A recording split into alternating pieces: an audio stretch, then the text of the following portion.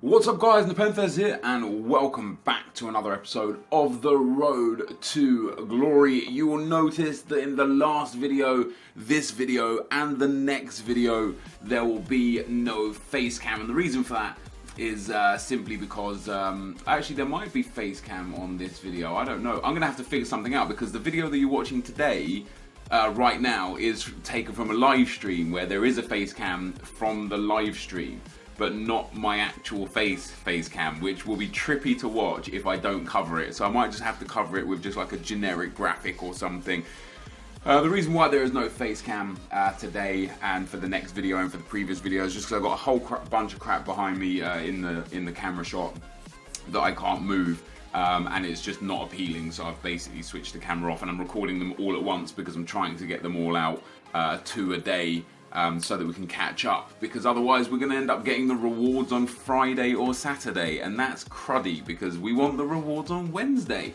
Anyway, so if there is just me like if I'm in the camera shot and you nothing is making sense, I apologise. Now on this account right here, we obviously finished FUT Champs, we finished Gold 1, we finished with 28 wins.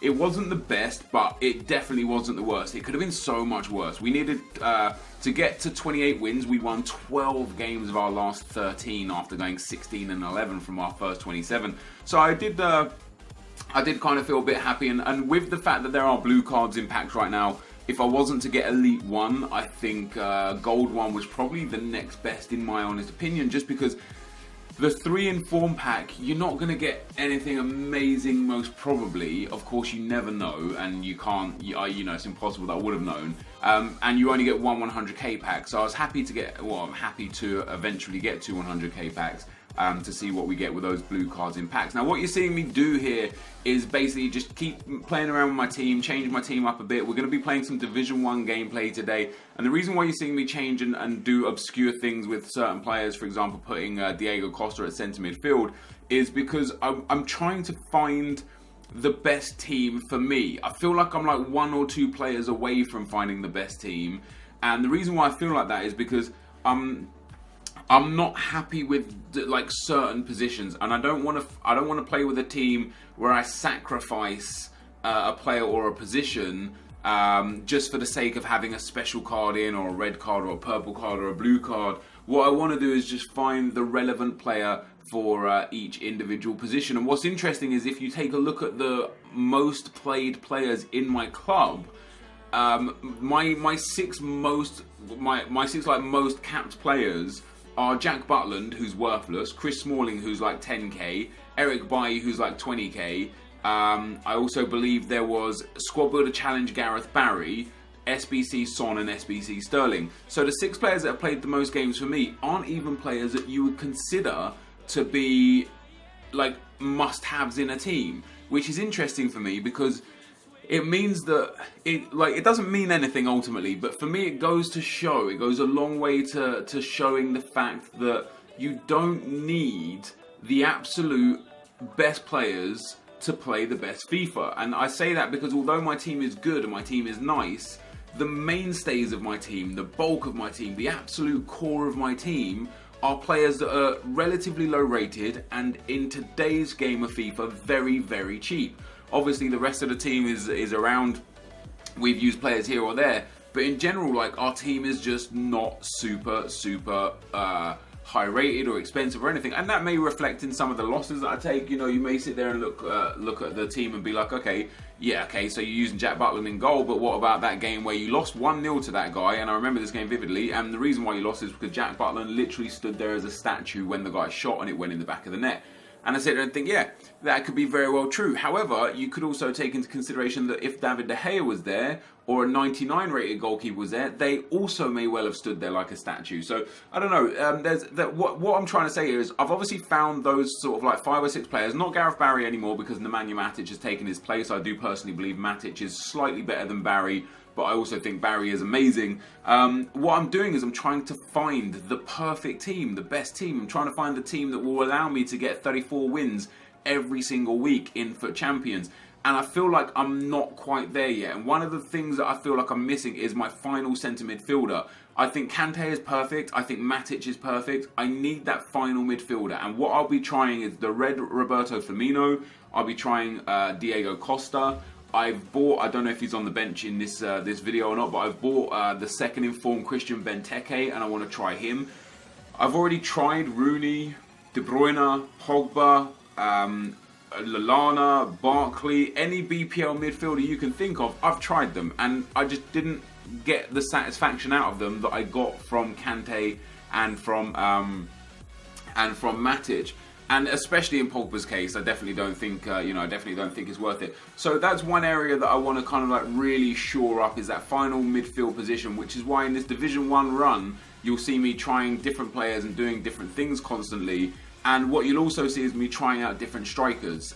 So you guys know I want to use and I want to enjoy Diego Costa. He just doesn't seem to fit my style of play. When I have the nimble, quick, high agility strikers, I seem to perform far better. And although Lacazette is doing a magnificent job, I don't want to use Fekir. And that's not to say Fekir is bad. I think he's actually been fantastic for the team. He doesn't offer the same amount of goals and assists that Raheem Sterling offered.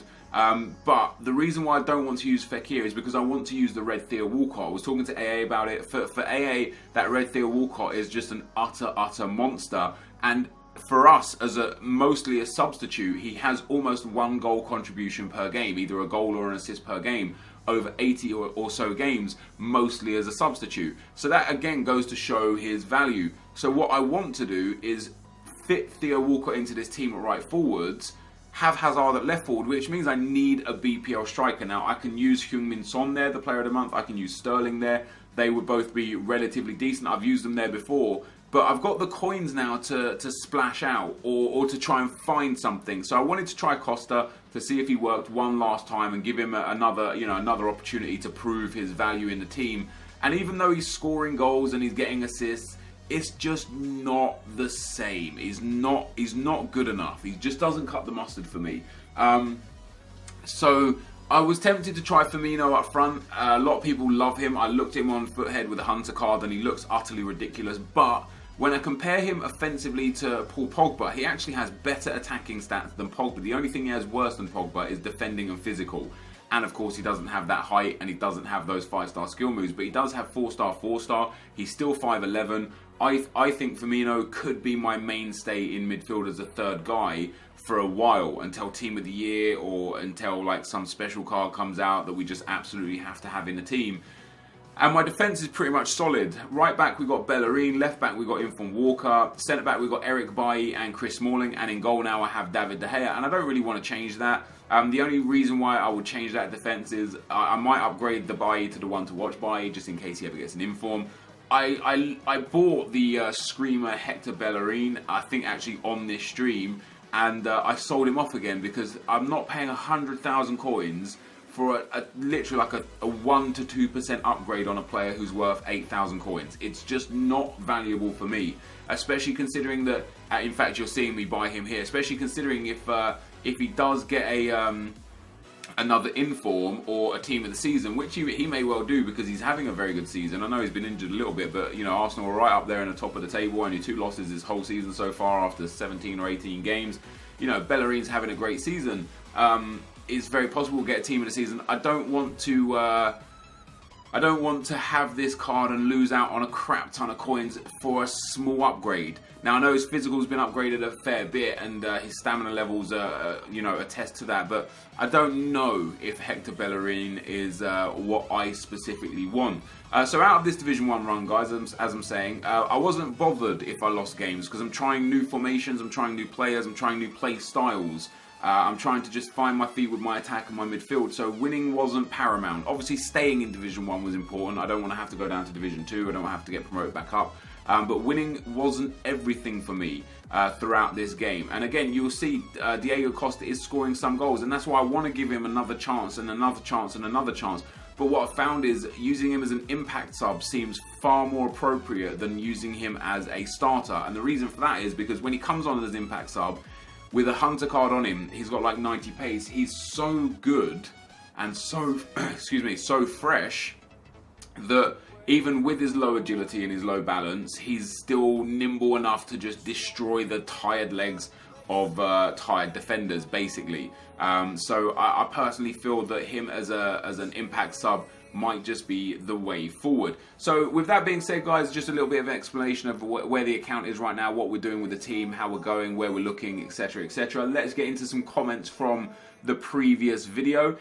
And the first comment is from Alex Rush. Says, Nep, I really think you should make 2 squads. It would be more profitable and gives you a chance to use other leagues and players. The reason why I'm not interested in a second squad is pretty much twofold. Number one, I don't need it. I have infinite amount of fitness cards through bronze pack method. I've explained this before. In previous years, I would sell fitness cards from the bronze pack to generate revenue, and I would have 2 teams to keep fitness fresh.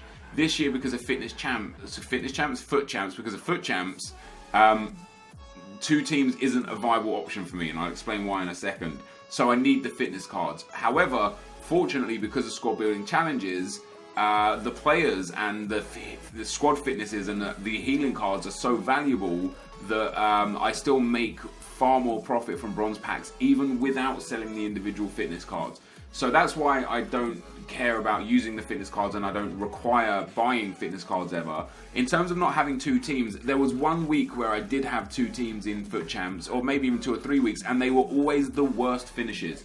And the reason why is because when you get used to one team, you want to master that team and have the ability to be able to just know everything with that team, know where your player is going to be, when they're going to be there, how each individual player shoots, scores, what their passing's like, learning their skill moves, their weak foot, their strong foot, learning what spots are the best to do the certain things with them.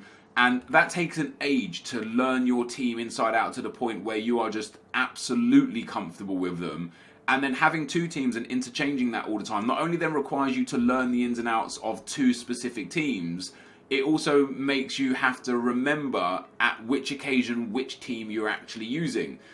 You know, you might be in a game in your 40th game of foot champs, and you need this win to get 34 wins for for Elite 1, and you go down the right hand side, and instinct tells you that you've got Raheem Sterling because you've played 150 or 300 or 500 games with Raheem Sterling, and you take that shot, and before you realise it's too late, and it's not Raheem Sterling, and it's actually Aaron Lennon, and he's never going to be able to score that goal, and you miss your chance and you lose your game. Like, learning the squad inside out is so valuable, in my opinion, for foot champs.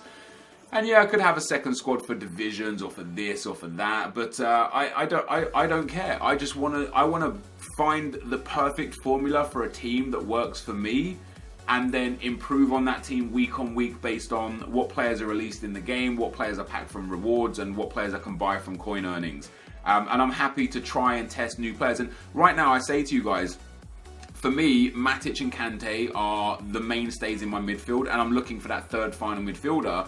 There might be an instance where I've found the 3rd final midfielder and I'm loving that midfielder and Matic, and Kante's not up to scratch. So at that point, I'll be like, okay, now it's time to find someone to replace him and upgrade him. You know, so it's going to be an ever-evolving, changing team week on week, just to try and find the absolute perfect formula that works for me.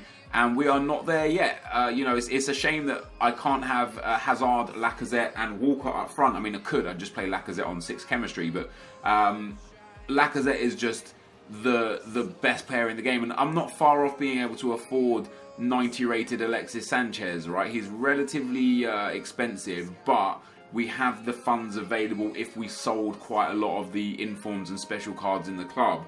But what I'd rather do is wait a couple of weeks for a few more foot champs rewards, sell them on, and then go in and look for that 90 rated Sanchez, because his card just looks utterly ridiculous. And when we compare him to Lacazette, I think Sanchez is a better card, and they're very similar playstyles. So that's why I don't have a second squad. Dark says, Nep, what do you do to have fun on FIFA on the weekdays? The only game I play is FIFA because my PC is broken and I want to have fun playing it in the weekdays. Apart from the weekend league, FIFA is boring for me and there is nothing to do in it. Divisions are poor, career mode is boring, and I have no one to play pro clubs with because my friends don't play FIFA. I honestly don't play much FIFA during the week. I might do the odd Division 1 run or Cup run here or there, but most of because of how much I do Friday through Sunday, on this account. Most of my Monday through Thursday is spent like recording, editing and rendering videos for that footage, along with a few other little bits here and there. And then for my main account, I play draft or do squad builders for the best team in FIFA. And when it ever gets to a point where I can sit down to have fun on FIFA, it's too late and it's the next weekend league. Like, I don't have really that much time to just sit there and play the game just to want to play the game. I'm always playing for recording, which isn't a problem. I enjoy that. But yeah, so I honestly don't know, dude. What I would suggest is maybe try a couple of drafts, maybe just try some new squads, maybe get into trading. You know, there's plenty of stuff that you can do, or just find the game that your friends are playing and play with them during the weekdays, and then play FIFA on the weekends. Bob Titulaire says, Yo Nep, right now I'm very close to completing the Giovinco SBC. I think it will now cost me 50k after getting the 20k to go with him and selling all the rewards. Do you think that it is worth that amount when he's just going to be a sub for me? I mean, you've already answered your own question really, because you say you're very close to completing him. So what would be the point of going this far and then falling off at the end when you're just really close to getting him? So get him for the sake of getting him. 50k is not bad. If you're only using him as a sub, I would say at this point in FIFA, he's not worth it. If you would have asked me this question a month, 6 weeks, 8 weeks ago, I would have said 100% he was worth it. He was a guy that we brought on constantly, but because of how many special cards are now in FIFA, how many informs are in FIFA, how many upgrades are in FIFA, how cheap a lot of the incredible players in FIFA are, it makes someone like Giovinco not worth it. Unless you have like many funds or just a want to collect all the special cards, I would say Giovinco isn't worth it, Jonas isn't worth it, Perba definitely isn't worth it, Gignac, Samueto, both of them are not worth it. Lacazette at this point in time, I would say, because he's in a league that's easy to get links in and a nation that's easy to get links in, I would say Lacazette at this moment in time is probably the only relevant SBC player that you have from those league ones. And that's simply because the rest of them, there are much cheaper alternatives that are just amazing in this game, which weren't there, you know, like I say, a month or so ago. But because you're so close already, go and finish him. Why not? Lennon Lambert says, if the left midfield position fits into the centre midfield position, and he means at like 7 chemistry, and the left forward fits into striker, also at 7 chemistry, and centre forward shouldn't left wing fit into a camp? Yes, it should. I don't know what EA do and how they derive the chemistry. Like, it's just weird. I don't get it. Like, you can get a centre back that can get 7 chemistry at... Sorry, a centre mid, a CDM can get 7 chemistry at centre back, which effectively means you can play a striker on 7 chemistry at centre back as a CDM, because you can trade them all the way down from striker to CDM and put them in there. So you can get Zlatan Ibrahimovic on 7 chemistry as a centre back, but you can't get Alexis Sanchez on 7 chemistry as a cam. What is that? That just doesn't make any sense. It doesn't make any sense at all. I've always been bemused by the positions, the chemistry within those positions and how that works. It just, honestly, it just does not make any sense to me. It doesn't make any sense. In the same vein that you can get a left wing back at left wing on 7 chem, but you cannot get a left back at left wing on 7 chem, nor can you get a left wing back at left forward on 7 chem, even though they're all basically the same position.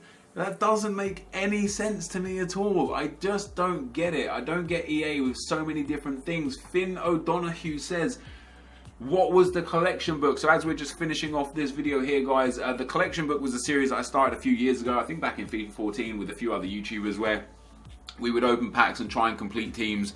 There used to be something in FIFA 09 and FIFA 10 called not called the collection book, but it was a collection book of sorts. It was basically like if you got like a duplicate Robin Van Persie, you could put him in the Arsenal team and you'd get a small coin reward, and when you completed the whole team, that page would be like discarded basically, and you would get like a bigger reward. Now we just have discards on players, like discard values rather than anything else.